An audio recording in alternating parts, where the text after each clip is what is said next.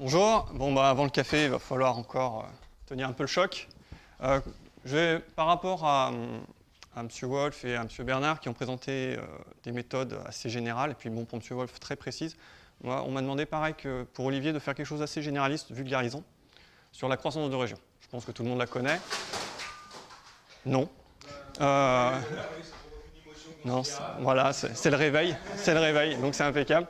En fait, je vais vous raconter une petite histoire. C'est comment on a fait évoluer cette méthode qui date d'il y a de nombreuses années, en fait, qui est très très simple, super facile à mettre en place. On a tous sûrement déjà joué avec. Et comment on fait maintenant pour la faire évoluer, pour qu'elle arrive à résoudre des problèmes challenging d'aujourd'hui. Typiquement, ça va reprendre beaucoup de choses que Olivier Bernard a présenté juste avant, puisqu'on va réutiliser les mêmes critères d'énergie. Parce que justement, on s'est rendu compte il y a quelques années de ça que ces méthodes-là de croissance de région, qui étaient à la base très simples, pouvaient se mettre sous une approche dite variationnelle. Moi, je vais vous raconter cette histoire. Ces travaux-là, ça fait un moment que je ne les ai pas faits. Moi, j'ai fait ma thèse dessus, j'ai suivi un petit peu les travaux de M. Rose. Après, on a continué de travailler avec Chantal Rivol-Muller et puis Julien Mille du LYRIS. Donc en clair, ici, je fais une soupe un peu de tout ça, puis je vais vous raconter cette histoire depuis la base, depuis le principe de base, jusqu'à ce qu'on fait un petit peu maintenant avec la croissance de région. Okay, donc voici le plan. Voilà, je vais commencer par vous rappeler ce que c'est. Bon, je ne suis pas sûr que ça serve vraiment à quelque chose. Une approche semi-automatique, ça c'est quelque chose qui est souvent très intéressant pour notre domaine biomédical. C'est qu'en général, on n'a pas envie de segmenter tout ou de connaître l'intégralité de l'image ou d'imaginer des fonctionnels d'énergie qui soient capables de tout connaître de votre donnée, mais de vous focaliser que sur un problème donné. Et là, c'est vrai qu'à la base, les croissances de région étaient très bien pour ça. Puis on verra comment ça a été généralisé au cas multirégion, quand on va en segmenter plusieurs à la fois. Et puis, ces fameuses approches variationnelles, et enfin ces énergies actuelles. Okay, donc commençons par cette approche toute bête, simple et intuitive de la croissance de région. Vous la connaissez sûrement tous. On pose quelques germes. Au milieu, ici, ils sont en bleu. Et puis, on va faire grandir une région itérativement. L'idée, c'est de se dire qu'on n'a pas envie de segmenter manuellement l'intégralité de l'objet et qu'il vaut mieux confier ça à un algorithme, inévitablement. Et à la rigueur, ce qu'on a juste envie de dire, c'est de le désigner, cet objet-là, et faire grandir les points progressivement. Progressivement, ça veut dire quoi? Ça veut dire, le plus simple, si on dit que mon avion, il est par là, voilà, on va continuer autour. En fait, cette approche-là, essayer de croître à partir du centre ou d'une désignation et sur la périphérie, c'est mine de rien l'essence de beaucoup de méthodes. Quand on parle de voisinage, quand on parle même pour les graph cuts, même pour les level 7, finalement, on fait des hypothèses d'évolution locale autour des contours. Okay, dans la croissance de région, c'est le mécanisme de base. Bon, je parle aussi pas de médical, j'utilise volontairement des images de la vie de tous les jours. Au moins, quand on segmente un avion, on est sûr qu'on parle d'un avion. Quand on segmente un rein, des fois, on a des problèmes, on n'est pas sûr d'avoir segmenté le rein, et il y a de grandes discussions qui s'engagent là-dessus. Okay, c'est pour ça que vous ne verrez pas tout de suite le médical. Okay, ces approches-là ont été, le principe élémentaire, ont été un petit peu étendues assez simplement. Voilà l'algorithme, on va dire, décrit avec les mains. On va déterminer les voisins, qu'on va appeler C, les candidats de votre région R, une région initiale, et on va ajouter les pixels de ces voisins-là, qui sont similaires à votre région. Et puis on va recommencer tant qu'on peut croître. Méthode très simple. Les voisins, ça va introduire une proximité spatiale. Okay, c'est vraiment la proximité à ce qui existe pour évoluer simplement. Et on va introduire par similaire en fait une notion de distance à une mesure. Je vous propose un petit exemple juste en bas pour ce qui a permis de segmenter cette image-là. Finalement, la mesure, ça va être l'intensité des niveaux de gris. Ici en couleur, ça ne pose aucun problème. On est dans un espace RGB. Vous pouvez imaginer n'importe quel espace de caractéristiques. Et finalement, ce qu'il s'agit de faire, pour caractériser la région, je vais calculer sa moyenne. En RGB, je vais avoir 3 valeurs. Okay. Et finalement, la ressemblance, c'est quoi qui va me donner cette distance à ce critère-là? Là, j'ai choisi une norme standard où je vais calculer simplement voilà, la moyenne moins mon intensité sur mon pixel candidat. Et un choix, un critère. Je dis que j'appartiens ou pas à ma région, si cette distance-là est plus petite qu'un seuil fixé à la main. Inévitablement, l'utilisateur a fixé ce seuil-là. Ça lui fait donc 2 choses, au moins fixer les germes de base et les seuils. Okay. Ces algos-là ont vite été améliorés pour tolérer finalement la remise en question des germes qui appartiennent à une région. Imaginons qu'on soit trompé, et typiquement, voilà, j'ai fait une grande ellipse à la place de germes uniquement dans l'avion, et bien là, finalement, en calculant la moyenne, ok, l'ellipse, elle est bien choisie pour que la moyenne soit suffisamment proche du centre noir. Forcément, si votre ellipse est plus grande, ça peut poser des problèmes. Et globalement, bien, on va pouvoir remettre en considération tous les points qui sont à la périphérie intérieure et extérieure de votre région. Et si le critère n'est pas respecté, on ne prend pas le point. Mais s'il était pris, on l'enlève.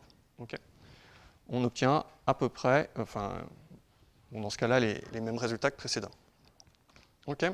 Bon, il nous reste quand même à choisir justement ces germes initiaux. Et ce que vous avez dû comprendre, et si vous en avez l'expérience, vous savez que ce n'est pas forcément super simple de les choisir et de garantir un résultat qui soit tout le temps le même en fonction de vos germes initiaux. Cette approche est donc dite souvent semi-automatique, donc souvent décriée par les grands spécialistes, puisque justement on cherche l'automatique, on met n'importe quoi comme germe initiaux dans une image, et le but du jeu, paf, ça nous chope le cœur, ça nous chope ce que l'on cherche. Ça nécessite quand même de bien maîtriser son sujet, et à la base, la croissance de région n'était absolument pas fait pour ça.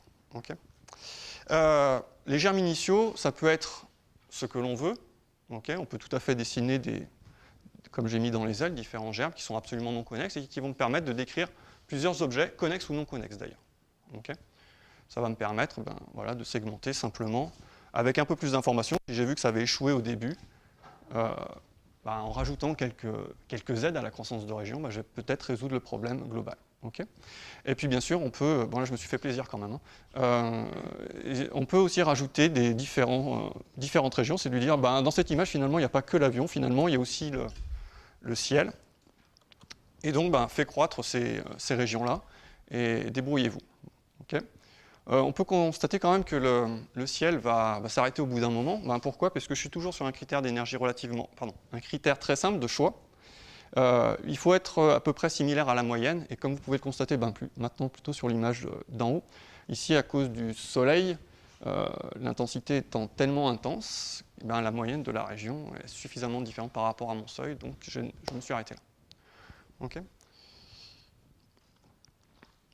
En imagerie médicale, qu'est-ce que ça peut donner? Si on se fait un petit peu plaisir sur des images IRM en haut, en mettant quelques germes dans les ventricules, dans les matières blanches et grises, on obtient assez simplement ce genre de résultat. Le résultat, il n'est pas forcément optimal, il est complètement critiquable. Il manque beaucoup de régions, et les spécialistes me diront que cette segmentation, elle est complètement elle est inappropriée pour bon nombre d'applications médicales. Autre petit souci, là, en rayon X, quand on a des artefacts, voilà la segmentation que va proposer la croissance de région initiale. Ce qu'on se rend compte, c'est que ce n'est pas forcément ce qu'on aurait souhaité. Multirégion et croissance en concurrence. Est-ce qu'on peut améliorer les choses et l'algorithme quand on va justement essayer de travailler avec plusieurs régions qui vont croître et essayer de se faire la guerre pour partager au mieux les pixels de l'image. Alors, la croissance en concurrence a été introduite il y a déjà de nombreuses années par Ménert. Je ne vais pas rappeler tout à l'heure, vous l'avez peut-être vu dans les références. La croissance de région vient de Zuckert en 1976, qui lui-même faisait référence à des papiers qui dataient de quasiment 10 ans avant lui. 68 pour les premiers en réel. Ici, on a gagné quelques années. Ménert en 1997 et puis Zhuiyu quasiment dans la foulée, proposent des approches où chaque région va se battre contre les autres pour agglomérer les pixels, pour les agréger. L'idée, c'est de faire quoi? C'est de se dire, quand j'ai plusieurs régions qui croissent, il faut qu'elles se fassent la guerre pour minimiser le risque d'erreur. Si j'ai un pixel qui voudrait intégrer une région, vérifions quand même que ce soit bien le pixel qui me permette de faire le moins d'erreurs. Et finalement, je vais agréger à chaque fois, itérativement, qu'un seul pixel. C'est très long. On peut tout à fait voir maintenant ce principe-là en forme mathématique, argmin. Donc là, on va chercher le minimum de ce premier critère que je vous ai présenté, qui est ultra simple, qui résout quand même pas mal de petits problèmes. Et on va chercher, en fait, parmi les pixels candidats, celui qui minimise l'erreur que l'on va faire à chaque itération. Ça va être très long. Chaque fois que vous imaginez, vous mettez qu'un seul pixel. Quand vous avez des données volumiques, ça peut être assez lourd. Heureusement, on peut approximer, on peut aller beaucoup plus vite, faire quelques entorses à ce joli argmin. Par contre, on va se rendre compte très vite de quelque chose, c'est que finalement, ce critère maintenant, et la mesure qui est derrière ce critère, deviennent aussi importants, voire plus importants que les germes initiaux. Voilà un petit exemple. Donc le critère utilisé ici, je le détaillerai peut-être plus tard. Typiquement, voici des germes, vous voyez, posés quasiment là, régulièrement, mais qui ont des formes complètement différentes, sur une image RGB, qui vont conduire au même résultat. Finalement, ce que je vous disais tout à l'heure avec ces approches-là vis-à-vis des germes n'est plus vrai. Donc, les méthodes de croissance de région vont se comporter de manière quasiment globale. Okay. On se rend bien compte de quelque chose quand même maintenant, c'est qu'on est dans un processus en fait, de minimisation.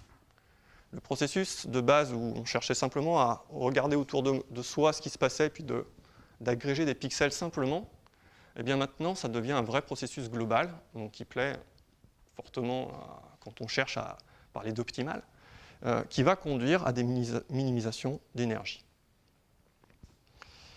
Y a-t-il un cadre? Eh bien vous en avez déjà eu un peu présenté ce matin par M. Bernard, les level 7, et on peut notamment étendre la croissance de région à cette approche dite variationnelle. Alors moi, ce qui m'intéresse dans l'approche variationnelle, c'est plutôt le fait qu'on va pouvoir exprimer les variations dans un processus discret. La croissance de région reste quelque chose finalement de très ancré sur la grille régulière de pixels que vous avez dans votre image, ou élémentaire, avec des points, si vous êtes dans un espace de caractéristiques. Et finalement, c'est plutôt cette optimisation discrète qui va être réalisée avec des approches variationnelles, en calculant intelligemment les variations des énergies. Il me reste à introduire tout ça. Tout d'abord, voici le problème de segmentation écrit de manière très très simple. Le critère a été généralisé par la fonction J. J peut être n'importe quel critère, aussi complexe soit-elle, même avec les trois termes qu'on vous a présentés tout à l'heure, un terme d'attache aux données, un terme de régularisation, et puis d'autres a priori si ils existent. Phi, c'est une segmentation, une fonction de segmentation qui va vous permettre de dire si vous êtes dans telle ou telle région. Et finalement, le processus de segmentation, eh bien, moi je vais chercher phi étoile, l'optimal de cette minimisation. Super, beaucoup de papiers existent là-dessus. Et écrire et résoudre le problème de segmentation sous cette forme-là est quand même assez embarrassant puisqu'il ne donne pas réellement d'implémentation ni de solution. La solution est de trouver bien sûr itérativement dans le cadre de la croissance de région et de quasiment toutes les autres approches, le phi étoile en appliquant des petites variations à phi. La fonction discrète d'énergie, J, donc publiée par Ben Salah en 2011, qui est assez générale, est sous cette forme-là, c'est la formulation discrète de l'énergie. Globalement, a priori, sous ce modèle-là, on peut tout mettre. Il nous reste à préciser quoi? Bien sûr, le terme d'attache aux données, F, quelle est la métrique que l'on va utiliser? On peut voir les mêmes que les level 7, typiquement Chaneves par exemple. Et puis sur les régularisations, pourquoi pas des problématiques de courbure, a priori de forme, etc. Je vais vous présenter un peu ça maintenant. Un petit peu avant, l'algorithme.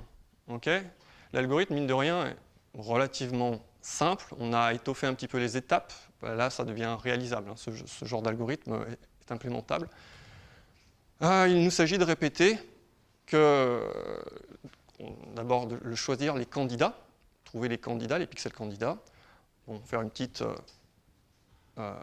actualisation de phi, de la segmentation actuelle, de chercher notre meilleur pixel candidat parmi toutes les régions possibles, et puis de vérifier, et c'est là où intervient cette problématique d'énergie, si on a effectivement gagné en énergie, c'est-à-dire que si la variation d'énergie est bien négative. Ça va me permettre de savoir que la modification, la petite modification que j'ai faite à phi me permet réellement de gagner en énergie, donc d'avoir une solution qui était meilleure que la précédente. À noter aussi que si on regarde le critère d'arrêt, donc là je continue, tant que je continue à minimiser mon énergie, c'est un critère sur lequel on peut garantir qu'il y a, on peut garantir que ce critère sera validé à un moment ou à un autre. Il ne s'agira pas forcément d'un minimum global, ça va dépendre de votre fonctionnel J, inévitablement. Mais par contre, vous pouvez garantir que ce critère-là va être rencontré un jour. Et vous allez donc vous arrêter. En général, il sera local, et c'est en général ce qui intéresse la personne qui est partie sur une approche de segmentation par croissance de région, puisqu'elle a donné des germes initiaux. Quelques évolutions à cet algorithme pour aller plus vite, principalement, c'est de transformer la recherche des candidats, donc la classique, on prend une région, R1, la région R2, puis on a une bande, les pixels de la frontière à l'intérieur et à l'extérieur.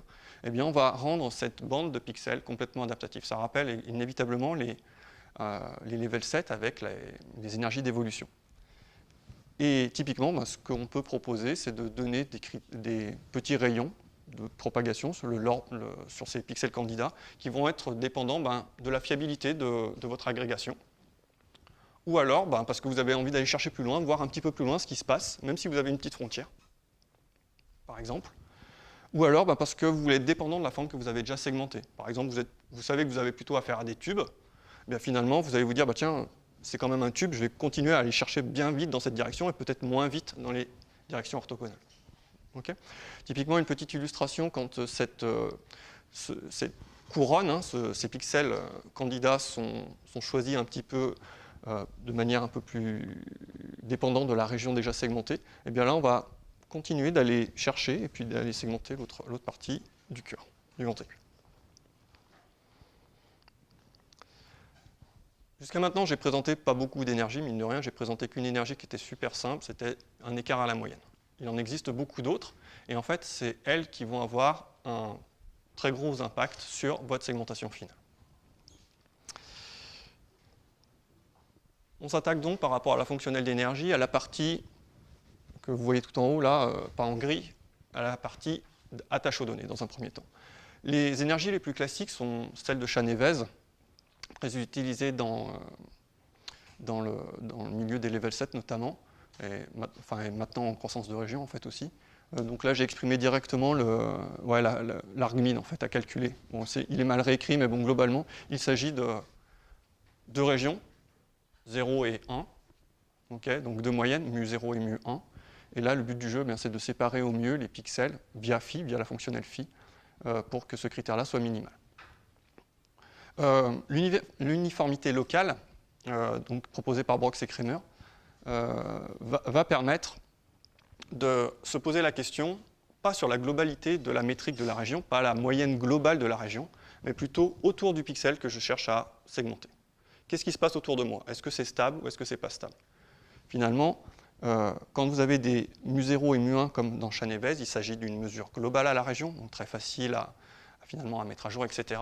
On peut quand même se poser la question, quand on est sur une périphérie d'un objet qui est assez, on va dire, étendu, comme on pourrait dire un arbre vasculaire, est-ce qu'il est pertinent de se référer à l'intégralité de cette moyenne-là ou que finalement qu'à la localité? On peut imaginer par exemple qu'un petit défaut de champ dans une IRM est conduit à une évolution du contraste. Voilà, typiquement, ce genre de métriques de Brox et Kremer permettent de s'affranchir de ce genre de problème.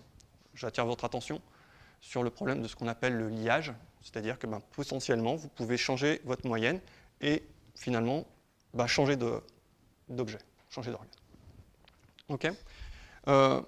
Ça va rappeler déjà les questions qu'on avait eues vis-à-vis de la présentation précédente d'Olivier et puis finalement aussi de celle de M. Wolf, parce que là, Paraggio et De Risch ont proposé aussi des histogrammes, je l'ai mis entre guillemets, en italique, parce que ce ne sont pas des réels histogrammes, ce sont des probabilités, des estimateurs en fait d'histogrammes dans les régions. En clair, à la place de les décrire sous une forme très simple de moment moyenne écart-type, là on décrit directement en fonction d'histogrammes les régions.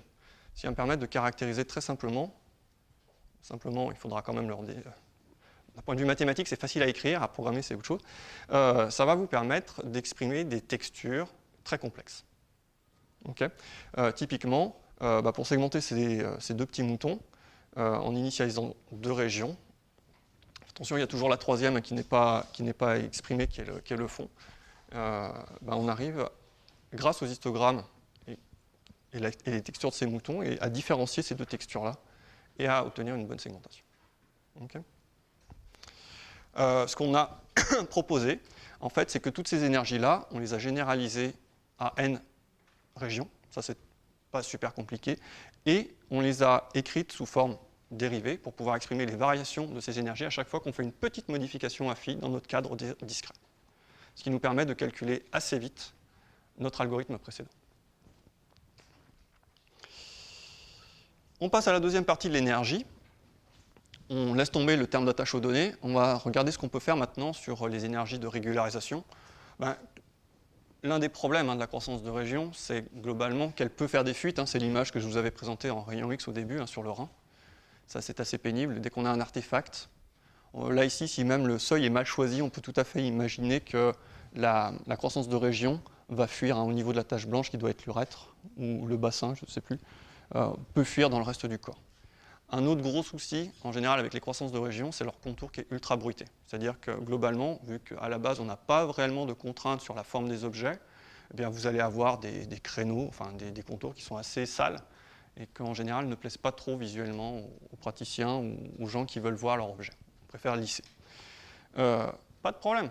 Il s'agit de rajouter une contrainte sur ces contours-là dans la fonctionnelle d'énergie. Tout à fait possible. Donc les termes classiques sur les contours, c'est les dérivées secondes, les courbures. On peut aller un peu plus loin, on peut décrire la forme par des éléments géométriques. Par exemple, si on veut s'attaquer à des tubes, on peut positionner une croissance de région qui va se propager dans une seule direction et avec un a priori tubulaire. Notamment, c'est très pratique pour les arbres vasculaires. Et on peut aller encore plus loin et imaginer finalement des descriptions de forme qui soient quelconques. Le but du jeu de ces descripteurs de forme, c'est de les rendre le plus invariants possible. Rotation, translation, inévitablement, et échelle. Okay. Ça, c'est possible avec des moments, donc comprendre des polynômes, qui vont me décrire, ce sont des descripteurs qui vont me décrire les formes de manière très succincte. Globalement, les plus connus sont Legendre et Tchebychev, pour décrire les formes et aider la croissance de région à se propager dans les bonnes directions. Je vais illustrer ces deux derniers exemples, donc le Vesselnest, donc les vaisseaux. Là, ça a été utilisé pour l'imagerie à haute résolution en microtomographie sur l'os. Donc là, ça a été fait par Pacureanu en 2010.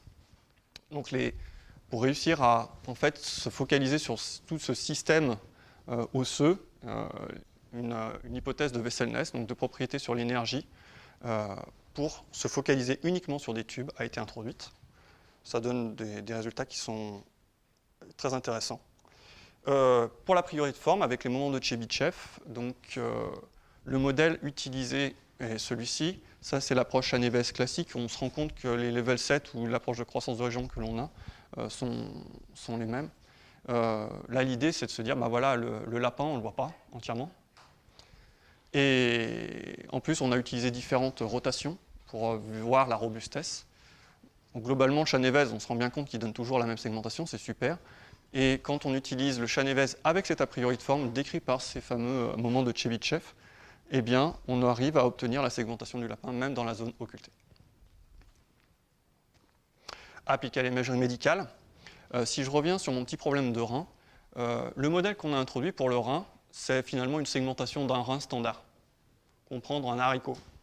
Okay, qu'on a simplement utilisé pour paramétrer notre modèle d'a priori de forme, toujours avec Tchebychev. Eh bien, d'un seul coup, on n'a aucun problème de fuite, et puis globalement, les contours sont beaucoup plus réguliers.